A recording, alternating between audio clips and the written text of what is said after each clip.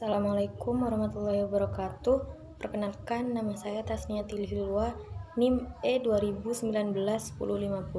Saya dari Prodi Perbankan Syariah 1, Fakultas Ekonomi dan Bisnis Islam IAIN Jember.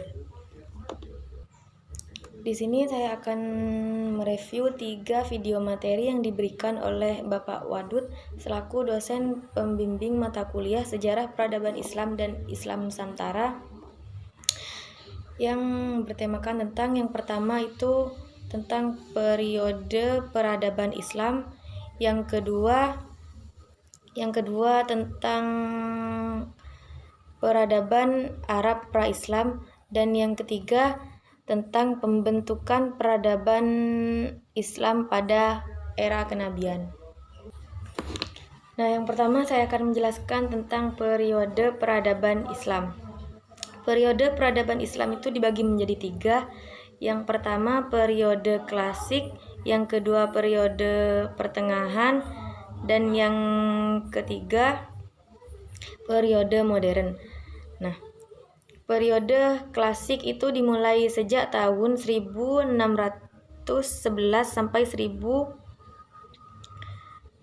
dimulai dari tahun 611 sampai 1250 Masehi.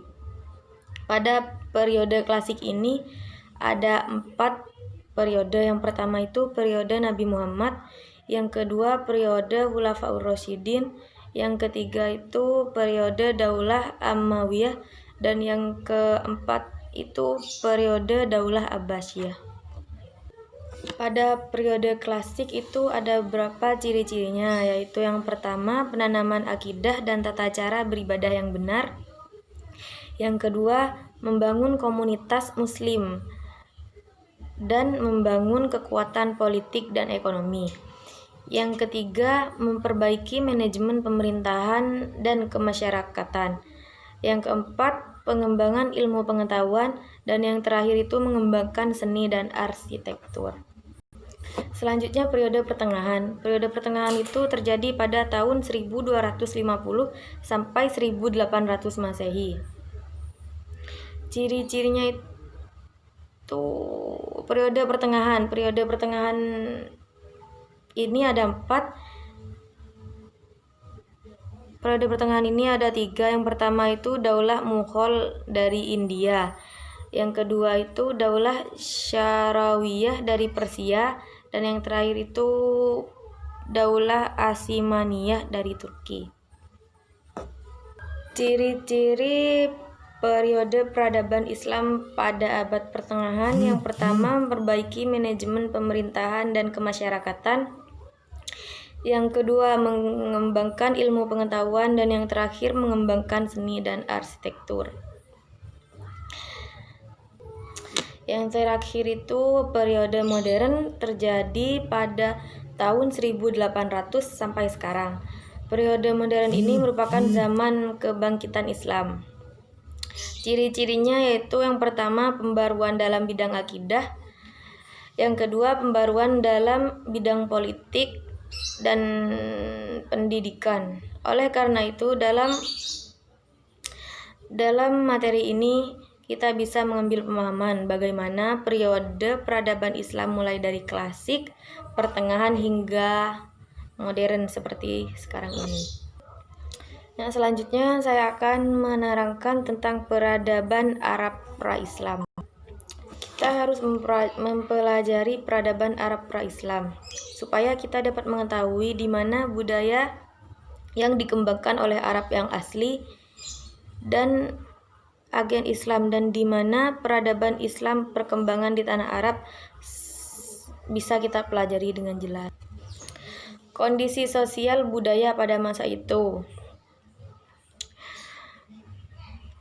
Sosial budaya Arab sebelum masuknya Islam itu di utas yang pertama itu musyrikin atau menyembah patung atau berhala.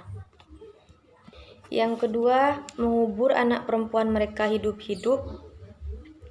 Yang ketiga, suka berperang.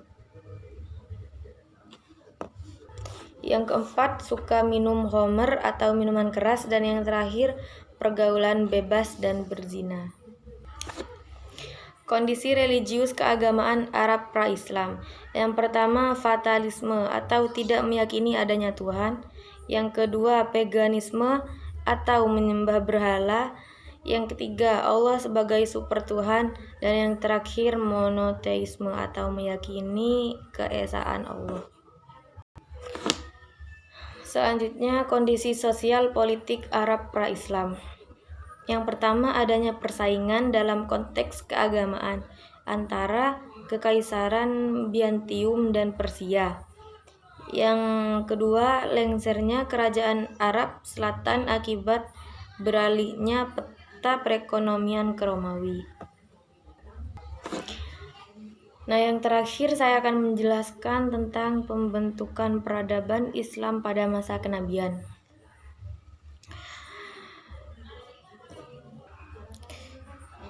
Pembentukan peradaban Islam pada masa kenabian itu di dalamnya menjelaskan tentang yang pertama metode dakwah Nabi Muhammad, yang kedua itu konten dakwah di Mekah, yang ketiga bentuk-bentuk penolakan dakwah Nabi SAW, yang terakhir faktor-faktor penolakan dakwah Nabi Muhammad SAW. Nah, metode dakwah yang dilakukan oleh Nabi Muhammad SAW itu yang pertama metode rahasia, yang kedua terang-terangan di Mekah, dan yang terakhir terang-terangan di luar Mekah. Konten dakwah di Mekah. Konten dakwah di Mekah itu yang pertama pendidikan tauhid dalam teori maupun praktek. Yang kedua pengajaran Al-Quran. Nah, selanjutnya bentuk-bentuk penolakan dakwah Nabi Muhammad SAW. Yang pertama itu ditolak secara lunak, tidak mau menerima dakwah Rasulullah SAW. Yang kedua semi lunak atau penolakan yang disertai memfitnah Nabi. Dan yang terakhir itu kasar atau keji. Yang terakhir faktor-faktor penolakan dakwah Nabi Muhammad SAW. Yang pertama itu bidang politik kekuasaan, yang kedua sosial dan persamaan derajat sosial, yang ketiga agama dan keyakinan, yang keempat budaya atau taklid kepada nenek moyang, dan yang terakhir itu faktor ekonomi. Sekian dari saya, kurang lebihnya mohon maaf. Wassalamualaikum warahmatullahi wabarakatuh.